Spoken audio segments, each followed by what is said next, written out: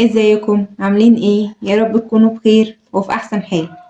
فيديو النهاردة هيكون مختلف شوية. فيديو النهاردة عن حاجة بنحتاجها في روتيننا كلنا احنا كبنات، وهي مكنة ازالة الشعر. انا هكلمكم عن تجربتي الشخصية مع مكنة سلك ابيل 3 من براون الاصلية، لان طبعا في منها تقليد كتير. فانا في الفيديو ده هعمل ريفيو بسيط خالص وسريع جدا. هنتكلم في كل حاجة: السعر والاستخدامات، اجزاء المكنه نفسها، واقول لكم كمان اشتريتها منين، وواحده واحده كده مع بعض هنعرف مميزاتها وهنعرف عيوبها. ونبتدي ونقول بسم الله. في الاول خالص ده بيبقى شكل العلبه من بره. هي مكتوب هنا سلك ابيل 3، لان طبعا في منها انواع كتير جدا، واللي بيختلف عن الانواع التانية هي عدد الرؤوس. اللي معايا دي 3 رؤوس: شفرة للمناطق الحساسة، وشفرة للجسم اللي هي بتاعت الملاقيط، وفي حاجتين تاني هنشرحهم مع بعض لما نفتح العلبة. وطبعا بتاعت الأماكن الحساسة دي للأندر أرم والبيكيني. هي هنا استخداماتها واضحة، بيقولك إن هي بتستخدم للإيد وللرجل، وهنا بيقولك اللمبة دي بتوضحلك الشعر الصغير وانتي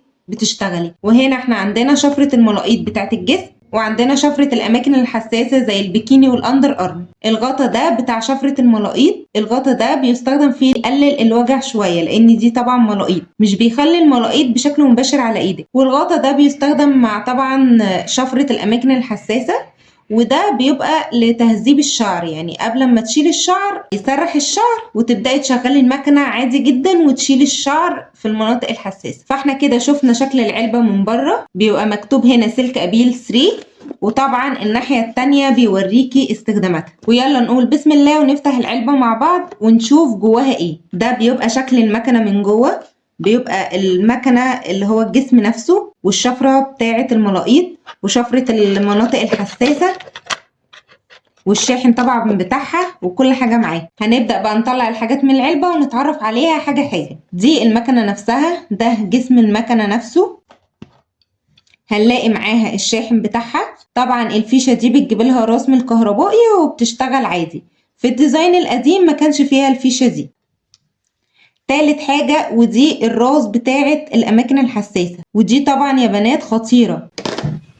بيبقى جاي معاها القطعة دي اللي هي بتتركب على شفرة الملاقيط، اللي هو تخفيف الألم، وده بيبقى شكلها اهو. وبيبقى جاي معاها كمان الجزء ده الغطا بتاع شفرة الأماكن الحساسة. زي ما قلت لكم إن البتاعة دي بتتركب على شفرة الأماكن الحساسة، بتسرح الشعر وبعدين تشغلي المكنة وتشيلي الشعر عادي، يعني دي بتستخدم لتهذيب الشعر. وآخر حاجة بتبقى جاية معاها وهي الفرشة دي. الفرشة دي بنستخدمها بعد ما بنخلص خلاص استخدامات المكنة، بنستخدمها بقى عشان ننظف المكنة. دي طبعا كل الأجزاء اللي بتيجي مع المكنة أو اللي بتبقى في العلبة. يعني في الأول خالص المكنة ليها سرعتين، في هنا أهو سرعة 1 وسرعة 2، سرعة 1 وسرعة 2. والمكنة بتبقى فيها لمبة صغيرة خالص، دي عشان توريكي الشعر الصغير قوي وانتي بتشتغلي بالمكنة. احنا هنا هنشرح كل حاجة مع بعض وهوريكوا ازاي وهي شغالة دلوقتي.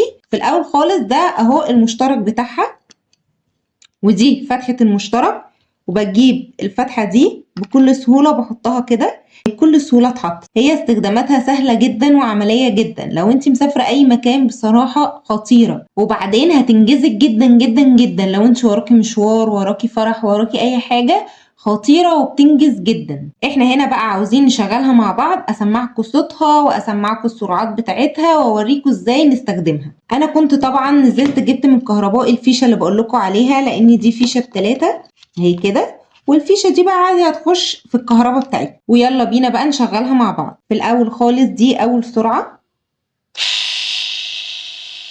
ودي تاني سرعة، واللمبة الصغيرة دي عشان تبين الشعر واحنا بنشيلها. وطبعا نستخدمها عكس اتجاه الشعراية بالشكل ده.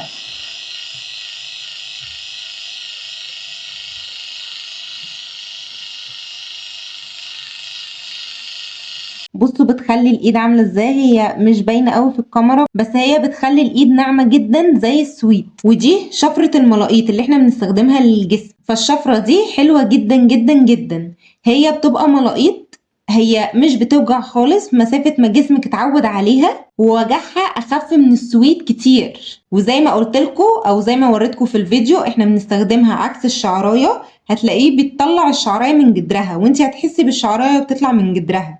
وبعد ما نخلص استخداماتها بننضفها يعني بيبقى جاي معاها الفرشه دي، فبعد ما نخلص استخدام بنروح منضفينها بالفرشه دي، نحرك يمين وشمال وننضفها بالفرشه دي كويس. طيب والجزء ده بيعمل ايه؟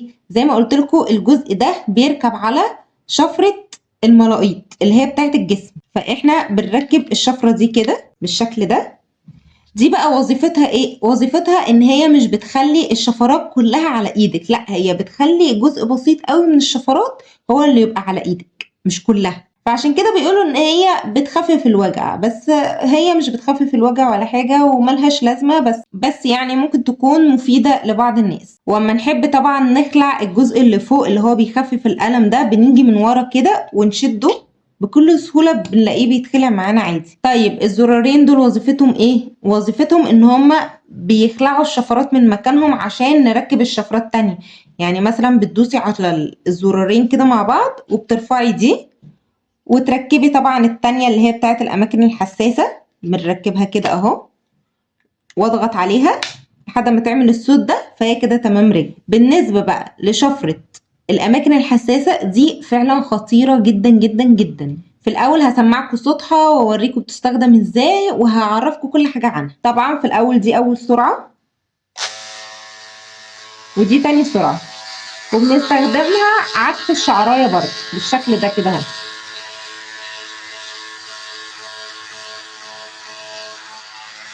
بالنسبة لشفرة الأماكن الحساسة هي مش بتشيل الشعر من جدرها، لا هي بس بتقصه من مكانه، بس برضو بتخلي المكان ناعم، بس مش بتعمل زي الشيفنج بتشيل الشعر بس بتخلي المنطقة خشنة، لا دي مش بتعمل كده، دي بتشيل الشعر خالص بس بتخلي مكان المنطقة ناعم مش زي الشيفنج خالص. طبعا احنا ممكن نستخدمها في اندر ارم او بيكيني، وهتبقى حلوة جدا جدا للناس اللي جسمها حساس ومش بتستحمل الألم بتاع السويت، فدي بديل كويس جدا ومناسب جدا للناس اللي جسمها حساس ومش بتستحمل السويت. يبقى احنا كده عرفنا ازاي بتشتغل فتحة الشاحن بتاعتها والفيشة بتاعتها، وزي ما قلت لكم الزرارين اللي في الجنب دول وظيفتهم ان احنا بنغير بيهم الشفرات بالشكل ده، يعني بندوس على الزرارين ونخلعها ونركب الشفرة التانية لحد ما تعمل صوت التكة ده، يبقى كده الشفرة معانا تمام ونستخدمها عادي. طبعا احنا هنا بعد ما استخدمناها في اندر ارم او بيكيني لازم بعد ما نستخدمها ننضفها. في الاول بنجيب الفرشة بتاعتنا نبدأ ننضف كده، والجزء اللي فوق ده كده ننضفه كده، وطبعا لازم نخلع الجزء اللي فوق ده. الجزء اللي فوق ده بيتخلع، في زرار هنا في زرار ورا كمان، لما بدوس عليهم الاتنين مع بعض بلاقي البتاعة دي بتترفع كده لفوق. ابدأ طبعا انضف هنا، لان احنا طبعا بعد ما بنخلص ازالة الشعر من البيكيني والاندر ارم الشعر بيخش هنا، فنبدأ ننضف كده ونبدأ ننضف الجزء ده كويس بالشكل ده.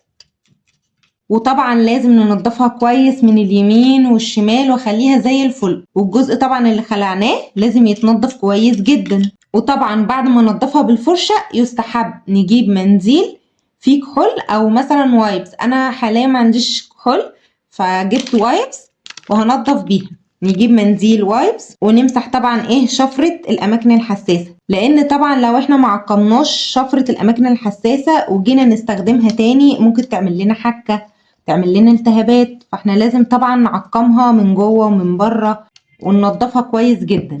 وطبعا لو استخدمتي اللي هو شفرة الملاقيط بتاعة الجسم يستحب برضو ان انت تنضفيها بالمنديل كده بالراحة خالص، لان طبعا المنديل بيمسك في الحاجات دي، فانت يا دوب بتمسحي بس الجزء اللي تحت ده اللي هو بيتراكم فيه الشعر تحت كده. نرجع لموضوعنا، يبقى احنا كده نضفنا شفرة الاماكن الحساسة وطهرناها بعد ما استخدمناها. طبعا في شفرة الملاقيط او اللي هي الشفرة بتاعت الجسم ما فيهاش الغطا اللي بيترفع ده، يعني ما فيهاش حاجة، هي بتبقى عبارة عن الجزء ده بس والجزء ده اللي بيخفف الألم، الحاجتين دول بس اللي يخصوا الجسم. لكن دي شفرة الأماكن الحساسة وده الغطا اللي احنا بنهذب بيه الشعر أو بنسرح بيه الشعر قبل الاستخدام. هو طبعا بيركب بكل سهولة، بيركب من ورا كده، بركبه من ورا بس كده. وابدا طبعا اسرح الشعر كده. بعد ما سرحت الشعر في منطقه الاندر ارم او البيكيني ابدا اشغل المكنه واشيل بقى. يبقى دي وظيفتها ان هي بتهذب الشعر او بتسرح الشعر ونبدأ نشيله عادي جدا. يعني اللي انا اقدر اقوله لكم هنا ان الجزء بتاع الاماكن الحساسة ما بيوجعش خالص خالص، وبديل ممتاز جدا للشيفنج للبنات اللي ما بتحبش مكن الحلاقة، اللي البنات احيانا بتستخدمه مثلا في الاندر ارم او البيكيني. وعايزه اقول لكم برضو ان شفرة الاماكن الحساسة مش بتطلع الشعر بسرعة خالص، مش بتطلع الشعر خشن ولا بيشوك زي ما الشيفنج بتعمل. وممكن كمان تخففي بيها الشعر بس، لان في بنات لما بتشيل الشعر كله من منطقة الاندر ارم او البيكيني بيحصل مثلا في حكة او بيحصل هيجان، فالشفرة دي هتساعدك جدا ان انت تخففي الشعر بس. يعني الشفرة دي ممكن تستخدميها لتخفيف الشعر ده لو انت مش عايزة تشيلي الشعر خالص، لكن هي ممكن تشيلك الشعر خالص عادي جدا. انا بس حابة اوضح لكم حاجة، ان المكنة اللي معايا دي بسلك والناحية التانية بتخش الفيشة، يعني بتخش الكهرباء. معنى كده ان المكنة دي ما تستخدمهاش تحت المية لانها هتكهرب عادي جدا، لان في نوع بيتشحن زي الموبايل، ده نوع تاني مش عندي. اللي عندي ده او مكنة سلك ابيل 3 ده بشاحن عادي بيدخل في الكهرباء، مستخدمهاش تحت المية. وحابة اقول لكم حاجة كمان عن شفرة الاماكن الحساسة، ان الجزء ده مش بيوجع، مش عاملة زي مكنة الحلاقة، لا ده جزء بسيط كده، يعني هو خاص ببراون، مش بتوجع خالص خالص. يعني انا حاطه ايديا عليها مش بتجرح، والجزء ده كمان مش بيوجع، فدي ما تقلقيش منها خالص ان انت تستخدميها في اندر ارم او بيكيني. وبس كده. اقول لكم بقى انا كنت جايباها منين، واقول لكم برضو البدائل بتاعتها. مكن سلك ابيل اللي هو براون في منه تقليد كتير في المحلات اللي في وسط البلد، معرفش بصراحة ايه اسعارهم دلوقتي، ومعرفش برضو كفاءتهم لاني ما جربتهمش قبل كده. والاكيد ان انتي هتلاقي اسعار متفاوتة كتير قوي قوي في اللي هو الكوبي او الصيني. انا جايبة بقى المكنة بتاعتي الاصلية، جايباها من توكيل براون اللي هو في وسط البلد. في توكيل براون هناك ممكن تسألي عنه، ناس كتير قوي هتدلك عليه.